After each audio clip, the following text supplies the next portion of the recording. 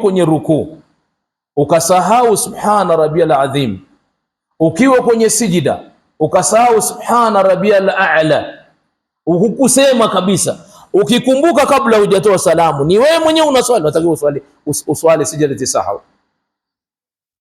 Kabla ya nini? Kabla ya salamu. Na imamu pia kama alienda alisafiri, na yeye ni mwanadamu, hakusema, anaweza akasujudu. Na ndio maana imamu anaposujudu sijada sahau, hatuna sababu ya kumuuliza mbona umesahau. Kivipi? Yani ina maana sisi ule ni uchache wetu wa elimu. Mbona umesujudu sijada sahau? Hapana. Hiyo amesujudu sijada sahau, unampa haraka haraka, ima kwenye rukuu au kwenye nini? Basi خلاص, mambo yashaisha. Tuko pamoja? Ndivyo mambo, ndo kusoma, utamu wa kusoma huo. Yani unampa udhuru mapema tu. Labda yeye aje ajiseme kwa mambo mengine anajua, lakini amesoma, tumesikiliza, amerukuu, amesema zile takbiri tumesikia. Kuna shida gani? Kwa hiyo anaposujudu na sisi tunafanyaje? Tunasujudu.